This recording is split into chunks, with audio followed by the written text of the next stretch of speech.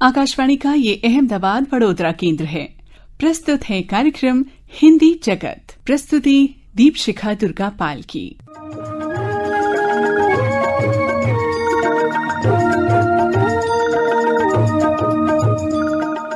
हिंदी जगत सुनने वाले हमारे सभी श्रोताओं को मधु का प्यार भरा नमस्कार।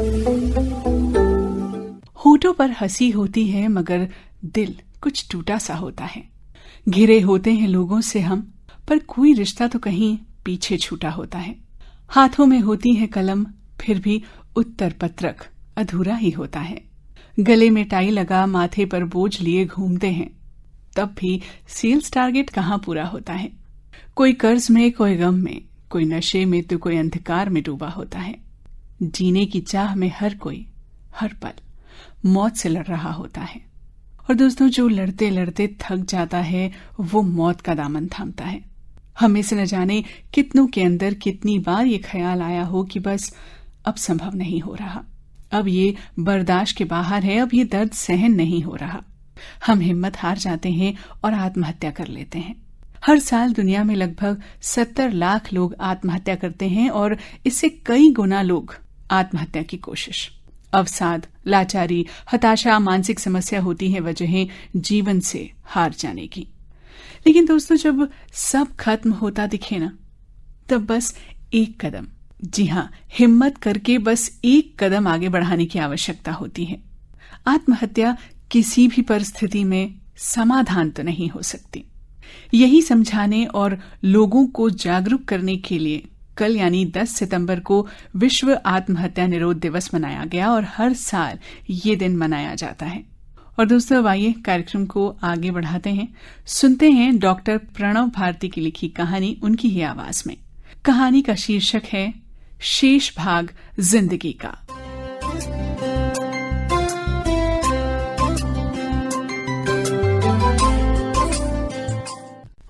मैं डॉक्टर प्रणव भारती, एक कहानी आपके सामने, शेष भाग जिंदगी का। कितना सुंदर नाम है प्रज्ञा, है भी वह बहुत प्यारी दुलारी सी, लेकिन कभी न कभी परिस्थितियों से घिरकर इंसान व्यर्थ में ही परेशान हो जाता है। समय किसी को भी नहीं छोड़ता, कुछ न कुछ अपना तमाशा तो दिखाता ही रहता है, कभी आगे तो कभी पीछे, लेकिन अपना रूप दिखाता अवश्य है। कई बार प्रश्न भी उठते हैं, क्यों आखिर, लेकिन कोई उत्तर नहीं होता।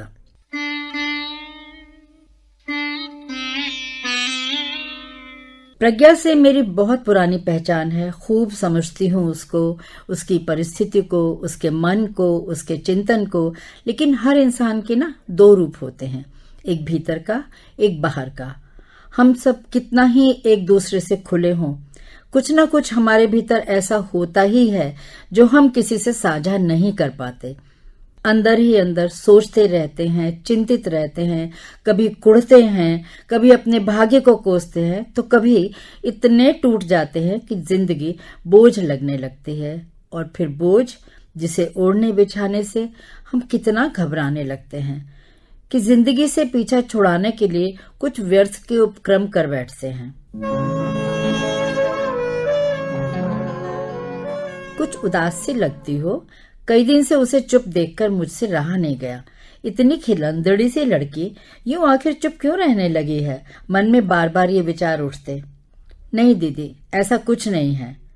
यूं देखा जाए तो संबंध के अनुसार उसे मुझको आंटी, मौसी या ऐसा ही कुछ संबोधन देना चाहिए था, लेकिन उसने मुझे पहले ही स्पष्ट कर दिया था, देखिए अब हो गई है हम दोनों की दोस्ती, और दोस्ती में मैं आपसे कोई ऐसी बात शेयर करके आपकी राय भी ले सकती हूँ, है ना, जो मम्मी से तो कह नहीं सकती, तो उनकी राय लेने का तो प्रश्न ही नहीं उठता, तो मैं आपको दीदी ही कहूंगी।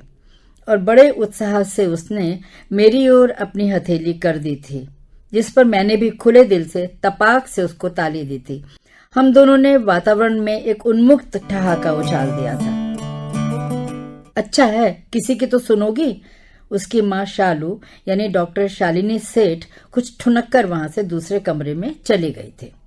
मैं हकबका उठी, यानी शालू को अपनी बेटी के साथ मेरी ऐसी दोस्ती कुछ पसंद नहीं आई थी।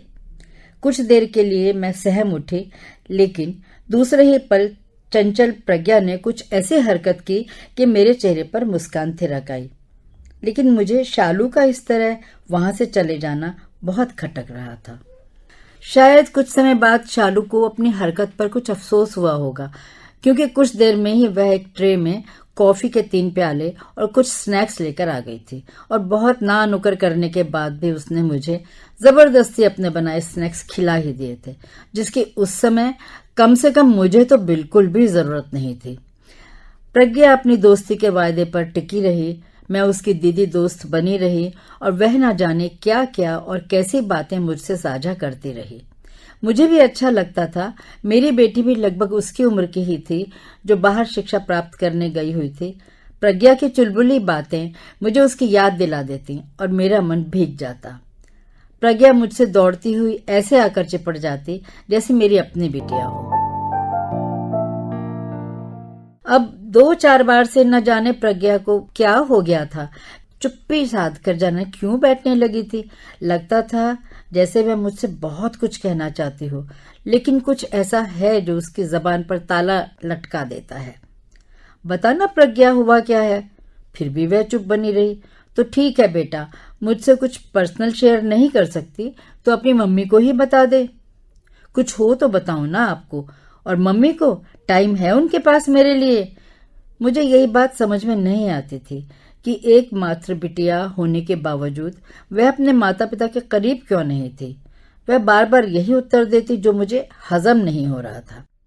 नहीं जानती उसकी माँ के मन में क्या था, लेकिन उसकी बातों से, उसके व्यवहार से मैं असहज तो हो ही जाती थी। ऊपर से उसकी बिटिया जो न जाने क्यों कुछ दिनों से चुप और गुमसुम सी हो गई थी, और जो अपनी सारी निजी बातें मुझसे साझा करती थी, अचानक मेरे समक्ष कोरी स्लेट सी आ बैठने लगी थी। अब स्लेट पर कुछ था ही नहीं तो मैं भला पढ़ती कहाँ से और क्या भला। प्रज्ञा भी जैसे अपने मन की स्लेट पर कुछ लिखकर मुझे पढ़वाना चाहती, लेकिन उसकी एहसास की कलम या तो कहीं पर खो गई थी या इतनी घिस चुकी थी कि उससे लिखना अब संभव नहीं हो रहा था। प्रज्ञा, बता बेटा, ऐसी दोस्ती का क्या फायदा जब तुम मुझसे अपनी बात कहने में इतना झिझक रही है? मैंने उसे उकसाने के लिए कहा। तो आप भी कर लीजिए ना मुझसे दोस्ती खत्म, उसके मुंह से अचानक निकला, और आंखों से आंसू न जाने कब से उसकी आंखों में भरे रहे होंगे, बिन बादल बरसात से उसके गोरे चिकने गालों पर झरने की तरह फिसलने लगे। टीनेज की प्रज्ञा के भीतर न जाने क्या भरा था जो उसे चुप ही नहीं होने दे रहा था। वह अब अपनी टीनेज के आखिरी पड़ाव पर थी और शायद परियों के सपनों में से निकलकर राजकुमार की आहट की ओर बढ़ने लगी थी। पढ़ाई के साथ मैं उसे लगातार वर्षों से कथक का अभ्यास करते हुए देख रही थी। उसके तन की थिरकन देखते ही बनती थी, और साथ ही उसकी लंबी खूबसूरत बरौनियों से झांकते उसकी आंखों की पुतलियों की सहज किंतु दमदार अभिव्यक्ति हर किसी को उसकी ओर आकर्षित करती। मैं उस पर हर तरह से फिदा थी और उसकी दोस्ती से अपने आप को उसकी ही उम्र का समझने लगी थी, और खूब अमीर भी। मेरी छोटी खिलखिलाती दोस्त के सीने में ऐसा आखिर क्या बवाल छिपा था जो उसको इतना परेशान कर रहा था? उसकी माँ ने तो जैसे कुछ वाक्य रट लिए थे। ये मेरी तो कोई बात सुनने वाली है नहीं, तुम ही बात कर लिया करो इससे। अब तो तुमसे भाई दोस्ती हो गई है। जब कभी मैं उसकी माँ से उसके बारे में बात करने की कोशिश करती, वह मुझे अपने ऊपर टॉन्ट मारते सी लगती, जो मुझे बिल्कुल अच्छा नहीं लगता था। बेटी है तुम्हारी, जरूरी है कि तुम्हें पता होना चाहिए कि उसके अंदर क्या चल रहा है। तुम्हें क्या लगता है मैं उससे कुछ पूछती नहीं हूँ? एक दिन शालू ने मुझसे कुछ गुस्से से कहा। मैं ऐसा कहाँ कह रही हूँ शालू, पर वह परेशान क्यों है यह तो तुम्हें पता होगा। उससे ही पूछो, मुझे कहाँ घास डालती है वह। उस दिन भी वह ऐसी रूड होकर बोली थी। मुझे लगा दोनों माँ बेटी के अंदर कोई कॉम्प्लेक्स पल रहा है। जब वह मेरे सामने खुलकर रो पड़ी, मैंने उसको अपनी बाहों में भर लिया और प्यार से सहलाने लगी। बात कहने से हल्के हो जाते हैं बेटा, और हो सकता है मैं तुम्हारी किसी समस्या का हल भी निकाल सकूं, मैंने उसे दुलारते हुए कहा। मेरी माँ क्यों आपकी तरह से मुझसे बात नहीं कर सकती? आप ही बताइए कि मम्मी पापा के बीच जो प्रॉब्लम्स हैं, जो कॉम्प्लेक्सेस हैं, वो क्या मेरी वजह से हैं? उसने सुबकते हुए कहा। नहीं नहीं बेटा, ऐसा किसने कह दिया? ऐसा नहीं सोचते। इसके मन में ऐसा क्यों भरा है? इस बात को मेरा मन स्वीकार नहीं कर पा रहा था। आपकी दोस्त और उनके पति ने, और किसने? मैंने प्रज्ञा को कभी इस प्रकार बात करते हुए नहीं देखा था। वह बहुत तहजीबदार लड़की थी और हमेशा बड़ी सभ्यता से बात करती थी। ये कैसी बात कर रही हो प्रज्ञा? उनके पति तुम्हारे पिता नहीं हैं? मैंने उसकी आंखों में आंखें डालकर पूछा। पता नहीं, वह बहुत अनमनी थी। ये क्या हुआ? ऐसा कहते हैं क्या भला? मुझे उसका उत्तर पसंद नहीं आया था, लेकिन मैं उसे इतनी अधिक कुछ कहने का साहस भी नहीं कर पा रही थी। तो आप ही बताइए, उन दोनों के बीच में मैं कहाँ से आ गई? उन दोनों के विचार मिलते नहीं है, उनमें मैं पिसती हूँ। मैं तो यह सोचकर ही घबरा जाती हूँ कि जब कभी मेरी शादी होगी तब क्या मैं इन दोनों के जैसी ही लड़ती रहूंगी? उसने सुबकते हुए कहा। अभी तो न सिर था न ही पैर, फिर भी उसके मन में ऐसे सवालात उठकर उसके ज़हन को टेंस कर रहे थे। परेशान हो रही थी वह। बाद में मुझे उससे ही पता चला था कि उसने अपने घर के वातावरण से मानसिक रूप से परेशान होकर अपने हाथ की नस काट ली थी। उसके पेरेंट्स ने इस बात का जिक्र किसी से भी नहीं किया था। वह बच्ची बेचारी तो क्या ही करती। कैसे कटेगा मेरा शेष भाग जिंदगी का? उसने एक आह से भरकर मेरे सामने सब उगल दिया था और मैं अपने से हजारों दूर बैठी बेटी के बारे में सोचकर ही घबरा उठी थी। वह मुझसे इतनी दूर थी और यदि उसको कभी मेरी जरूरत हो गई तो क्या मैं उसके लिए प्राप्य नहीं हो पाऊंगी? डिग्री कॉलेज में मनोविज्ञान की प्रोफेसर न अपने अंतर में उठते हुए कोलाहल से जूझ सकी और न ही अपनी बिटिया के भीतर चलते हुए तूफान से वाबस्ता हो सकी। मन की खुरदुरी समस्या का हल स्वयं अपने पास ही होता है, बस थोड़ी सी जागरूकता की आवश्यकता है।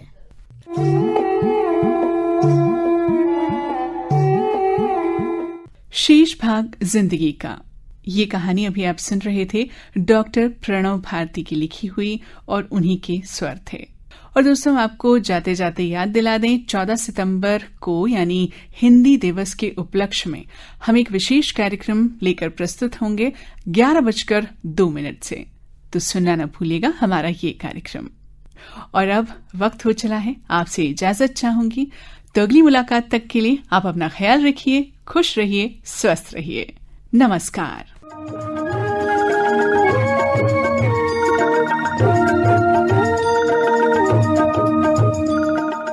अभी आप सुन रहे थे हमारा कार्यक्रम हिंदी जगत।